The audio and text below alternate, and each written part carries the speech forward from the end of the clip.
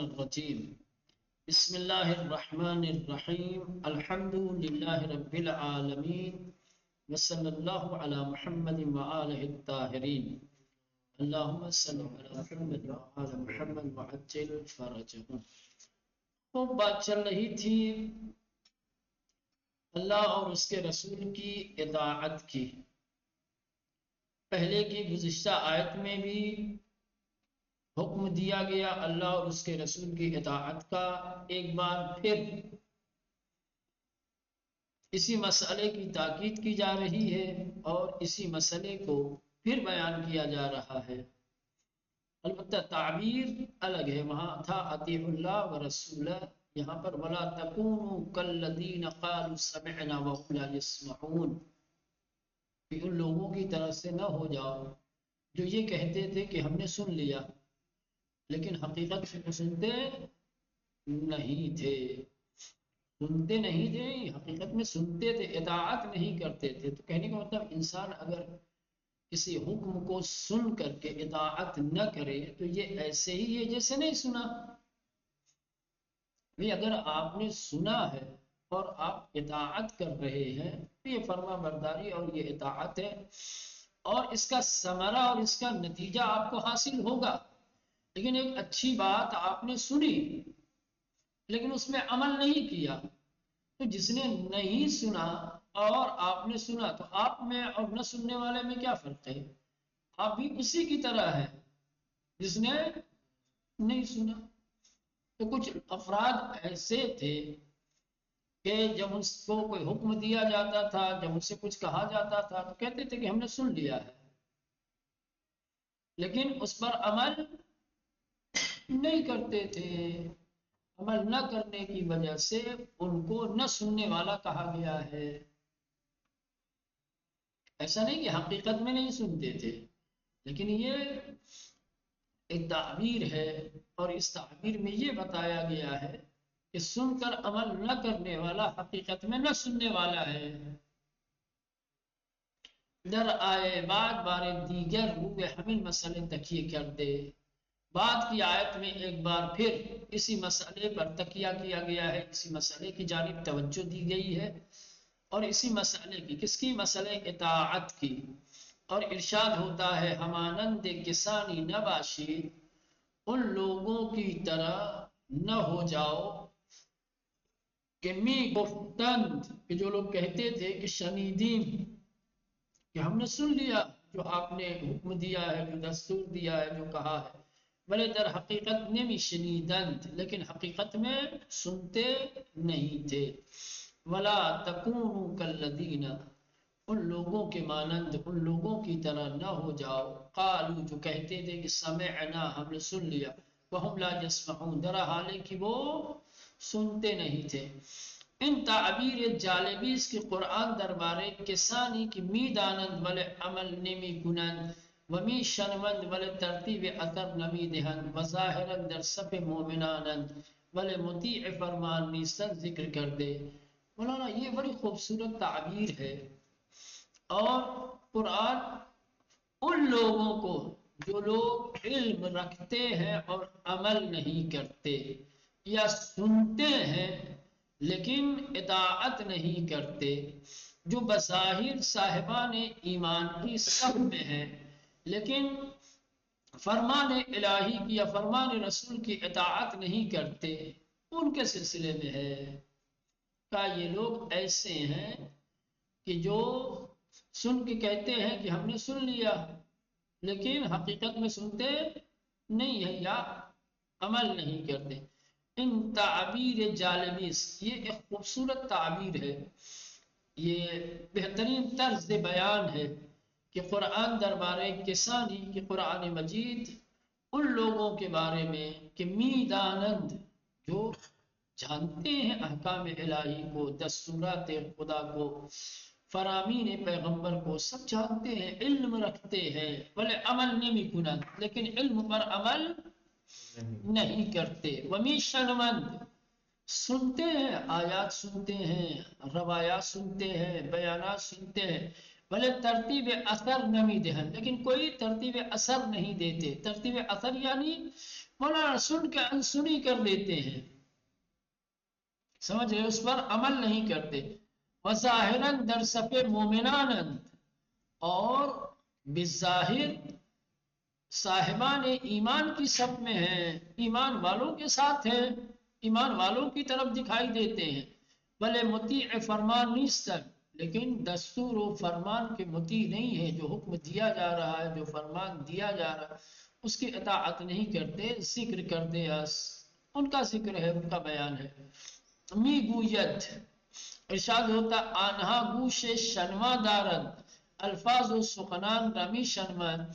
یہ سننے والا کان ہے، ان کے پاس سننے کی صلاحیت ہے. ایسا نہیں ہے کہ یہ لوگ بہرے ہیں اور الفاظ کی آواز ان کے کانوں میں نہیں جاتی، نا، سننے والا کان ہے. ان کی قوت شنوائی کارگر ہے، کام کرتی ہے. الفاظ و سخنان رمی شنمن، الفاظ کو، باتوں کو، گفتگو کو سنتے ہیں. وہ معانی عام رمی فہمن، اور باقاعدہ طور پر تمام الفاظ اور تمام باتوں کے معانی اور مفاہیم کو اچھی طریقے سے سمجھتے ہیں کہ میرا مخاطب اس سے کیا کہہ رہا ہے، کیا چاہتا ہے، اس کا ارادہ کیا ہے. ہما چن برتب کے ان عمل نمی گنن، سنتے بھی ہیں، سمجھتے بھی ہیں، لیکن اس کے مطابق عمل نہیں کرتے. جب عمل نہیں کرتے تو ان کو کہا گیا ہے کہ کوئی اصلاً کر ہستن، یہ اصلاً بہرے ہیں. بہرے میں اور سن کر کے عمل نہ کرنے والے میں کیا فرق ہے؟ اگر تھوڑا سا آپ غور کریں تو مولانا بظاہر کوئی فرق نہیں ہے. یہ قوت سماعت رکھتے ہوئے، باتیں سن کر کے سمجھنے کی صلاحیت رکھتے ہوئے، سمجھ کے بھی کیا کہہ رہے ہیں، جو الفاظ ادا کر رہے ہیں، جو گفتگو کر رہے ہیں، جو دستور دے رہے ہیں، اس کے معنی اور مفاہیم کیا ہے، سب سمجھتے ہیں لیکن عمل نہیں کرتے. تو ایسے لوگوں میں اور جو بہرا اصلا سنتا ہی نہیں ہے، کیا فرق ہے دونوں میں؟ کوئی فرق نہیں ہے. تو ایسے افراد جو علم رکھتے ہیں، عمل نہیں کرتے، وہ لوگ جو سننے کی قوت رکھتے ہیں، سنتے بھی ہیں لیکن اس کے لیے اقدام نہیں کرتے، ایسے لوگوں کو مولانا بہرا کہا گیا ہے. زیرا ہمیں ان مسائل مقدم عمل ہے، کیونکہ یہ تمام چیزیں، یہ تمام مسائل عمل کا مقدمہ ہے. مولانا گفتگو کیوں کی جاتی ہے، دستور کیوں دیا جاتا ہے، نصیحتیں کیوں کی جاتی ہیں، اچھی بری باتیں کیوں بتائی جاتی ہیں؟ تاکہ اطاعت ہو، تاکہ عمل ہو. اس لیے کہ اثر جو دکھاتا ہے اپنا، وہ عمل دکھاتا ہے مولانا. اگر آپ نے عمل نہیں کیا تو اچھائی سے فائدہ کیا؟ اچھی بات آپ نے سن لی،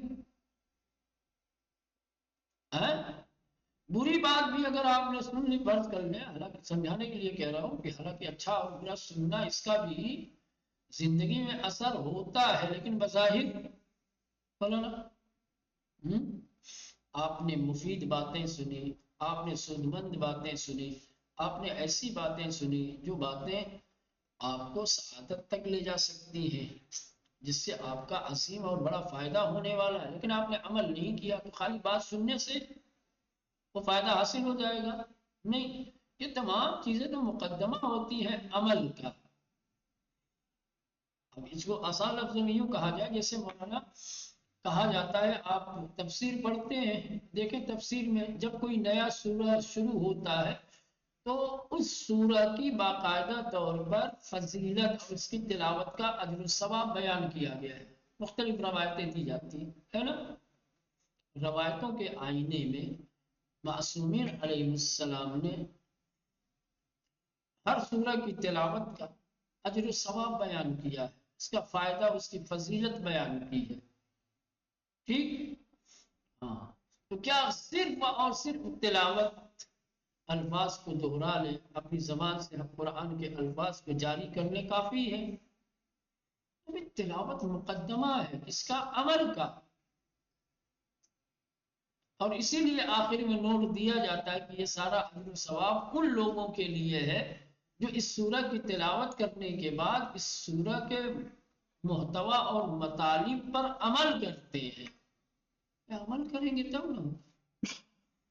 مریض انسان ڈاکٹر کے پاس جائے، بہترین ڈاکٹر ہو، بہترین نسخہ لکھ کر کے دے دے، نسخہ تھوڑی چھپا دے گا اس کو کہ چلو بھائی ڈاکٹر سے نسخہ لکھوا لیا ہے، دواؤں کا نام پڑھتے رہو نسخے پر دیکھ دیکھ کر کے، ہے نا؟ تو نسخے پر دیکھ کر کے دواؤں کا نام پڑھنے سے تھوڑی مرض دور ہو جائے گا، شفا مل جائے گی، جب تک کہ اس نسخے میں جو چیزیں جو دستورات لکھے ہوئے جب تک اس پر عمل نہیں ہوگا، دوا لانی پڑے گی، کھانی پڑے گی، پرہیز بتایا ہے پرہیز کرنا پڑے گا۔ تو زیرا ہمیں ان مسائل مقدم عمل ہے، کیونکہ یہ تمام جو مسائل ہیں مولانا، الفاظ گفتگو یہ سب کیا ہے؟ عمل کا مقدمہ ہے۔ وہنگامی کے عمل نباشت مقدمات بھی فائدہ، اگر عمل نہ ہو تو مقدمات کا کیا فائدہ ہے؟ بالکل وہی مولانا، عمل نہ ہو تو نسخے کا کیا فائدہ ہے؟ عمل نہ ہو تو دستور الہی اور دستور پیغمبر کا کوئی فائدہ نہیں ہوگا۔ دربار ان کے ان افراد کے قرآن میں گویت دارائے چنن صفتی ہستن و مسلمانان باید بہوش باشن کہ مثل انہا نشون چه اشخاصی می باشن، بعضی احتمال دا منظور منافقانی ہستن کہ قدرت در صف مسلمان۔ مولانا یہ افراد، یہ اشخاص، یہ لوگ کہ جن کے بارے میں قرآن گفتگو کر رہا ہے، جن کی صفتوں کو بیان کر رہا ہے، اس سے مسلمانوں کو ہوش کے ناخن لینا چاہیے، مسلمانوں کو اس سے درس لینا چاہیے کہ کہیں ہم بھی ان افراد اور ان اشخاص کی طرح نہ ہو جائیں جن کا ذکر قرآن کر رہا ہے، سن کر کے بھی کیا ہے؟ نہیں سنتے۔ دوسری بات، یہ کون لوگ ہیں جن کے بارے میں قرآن کہہ رہا ہے کہ کہتے ہیں کہ ہم نے سن لیا لیکن حقیقت میں انہوں نے سنا نہیں؟ تو دو چیزیں، ایک تو یہ مسلمانوں کو اس آیت کریمہ سے درس عبرت لینے کی ضرورت ہے، ہوش کے ناخن لینے کی ضرورت ہے، سمجھنے کی ضرورت ہے۔ قرآن نے شدت کے ساتھ منع کیا ہے کہ ان لوگوں کی طرح نہ ہو جاؤ کہ جو یہ کہتے تھے کہ ہم نے سن لیا لیکن حقیقت میں سنتے نہیں تھے۔ یہ تو ماضی کے لوگوں کی بات ہے۔ ہر صاحب ایمان کو چاہیے کہ وہ اس مسئلے کے اوپر خاص توجہ دے۔ قرآن نے جن کی تنبیہ کی ہے، جن لوگوں کی مذمت کی ہے اور جن لوگوں کی مانند نہ ہونے کا حکم دے رہا ہے، کہیں ایسا تو نہیں کہ ہم بھی انہی کی صف میں ہیں، ہم بھی انہی کی طرح ہیں۔ چونکہ وہ سنتے تھے عمل نہیں کرتے تھے اس لیے ان کی مذمت کی گئی ہے، تو ہم بھی اگر سن کر کے عمل نہیں کریں گے تو ہم تو انہی کی طرح ہیں، ہم بھی پھر قابل مذمت ہیں۔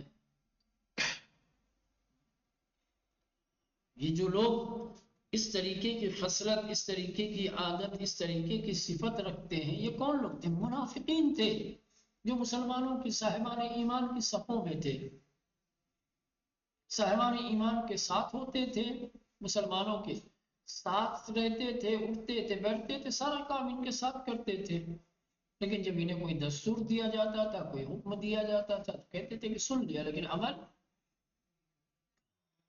یہ صاحبان ایمان کی صفت نہیں ہے۔ اگر ہمارے اندر بھی یہی صفت ہے تو یہ صفت کس کی ہے؟ منافقین کی۔ تو ہم کیا ہوں گے؟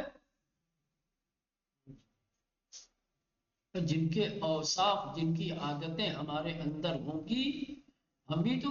مسئلہ یہ بہت سنگین ہے مولانا، خصوصاً آج کے دور میں، آج کے سماج میں، آج کے ماحول میں جب ہم اپنے سماج اور اپنے معاشرے پہ نظر ڈالتے ہیں تو بہت سارے مسائل ایسے ہیں، بہت ساری برائیاں ایسی ہیں مولانا جس میں ہم ملوث ہیں، لیکن یہی برائیاں جو ماضی میں کر چکے ہیں لوگ، ہم ان کی مذمت کرتے ہیں، ہم ان پہ لعنتیں بھیجتے ہیں، جبکہ عملی طور پر دیکھا جائے تو ہم بھی وہی کر رہے ہیں بھائی جو وہ لوگ کر کے گئے،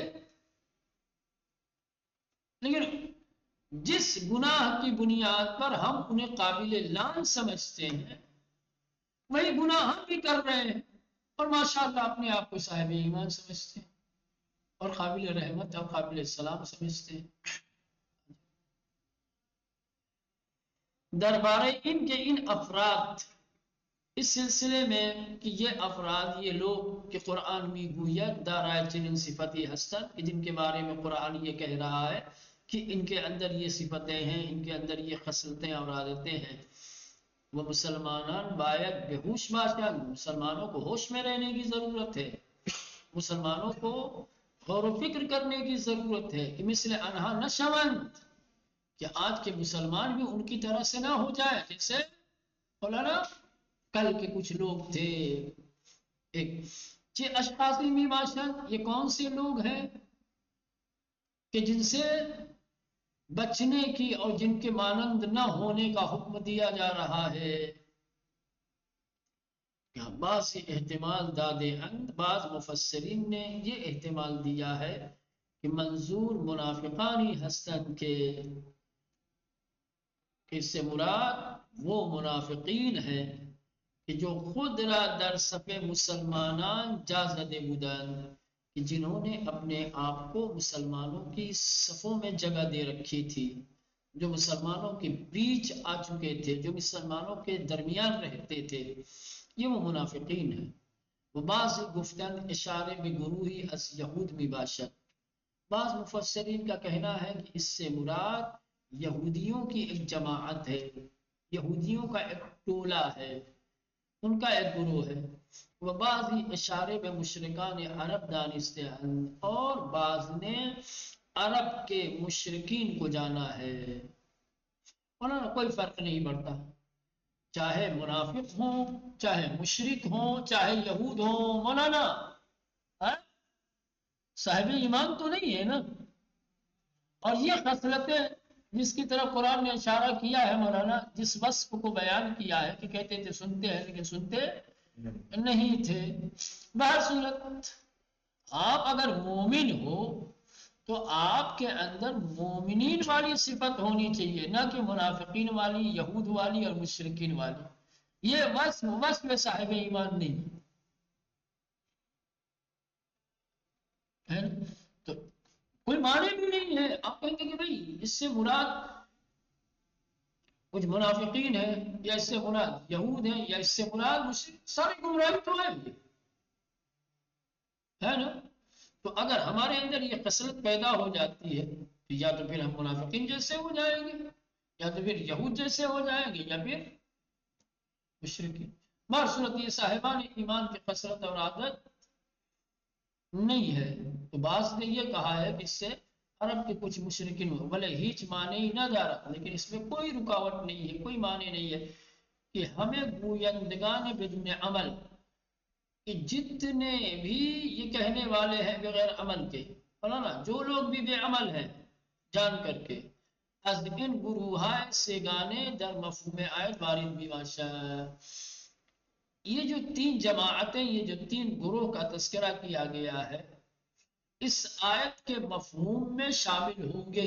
مولانا آپ مسلمان ہو، آپ مومن ہو، فرق نہیں پڑتا، اگر آپ کے اندر یہ صفت ہے تو یہ صفت آپ کو ان تین جماعتوں میں سے کسی ایک جماعت میں شامل کر لے گی، آپ کو صف ایمان سے نکال کر کے منافقین، مشرکین اور یہود کی صف میں دی گئی رہی ہے کہ ان کے اندر یہ صفت تھی، ان کے اندر یہ عادت تھی، کہتے تھے کہ ہم نے سن لیا، یعنی جانتے تھے لیکن عمل نہیں کرتے تھے۔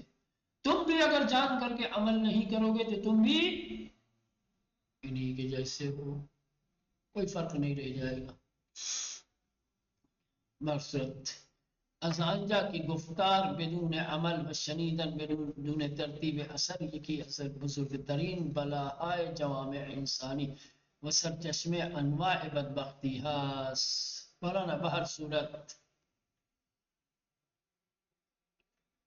گفتگو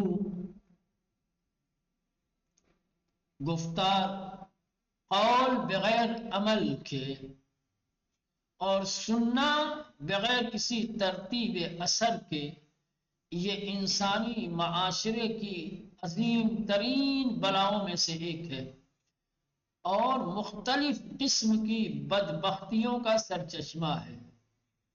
جو لوگ جانتے ہیں اور عمل نہیں کرتے، سنتے ہیں لیکن ترتیب اثر نہیں دیتے، مولانا یہ لوگ بڑی بڑی مصیبتوں میں گرفتار ہوتے ہیں اور بڑی بڑی بدبختیوں کی جانب جاتے ہیں، بڑی بڑی بدبختیوں میں پھنس جاتے ہیں، پڑ جاتے ہیں۔ از آنجا کی گفتار بدون عمل، چونکہ عمل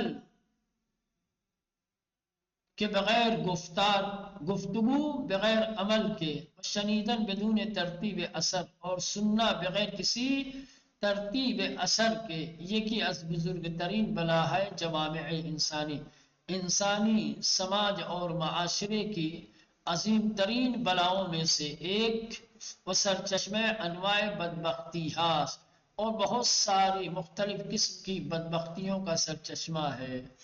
بار دیگر در آئے بعد روئے ہمیں مسئلے تکیے کر دے۔ ایک بار پھر اوپر آیت میں یہی مسئلہ بیان کیا گیا، لیکن ایک بار پھر اسی مسئلے کی طرف توجہ دیتے ہوئے، اسی مسئلے پر تکیہ کرتے ہوئے ارشاد ہوتا ہے وَبَابَيَانِ سِيبَاءِ دیگری بحث را ادام میدہت، اور دوسرے خوبصورت الفاظ میں اسی بحث کو، اسی مطلب کو، اسی مسئلے کو آگے بڑھایا جا رہا ہے اور بیان کیا جا رہا ہے۔ ارشاد ہوتا ہے بدترین جنبندگان نزد خدا، خدا کے نزدیک بدترین چوپائے افرادی ہستن، وہ لوگ ہیں کہ نہ گوش شنوا دارن، نہ سننے والا کان رکھتے ہیں، وہ نہ زبان گویا، اور نہ ہی بولنے والی زبان رکھتے ہیں، وہ نہ عقل و درک، نہ عقل رکھتے ہیں، نہ قوت ادراک رکھتے ہیں، کرو لالو بھی عقلن، یہ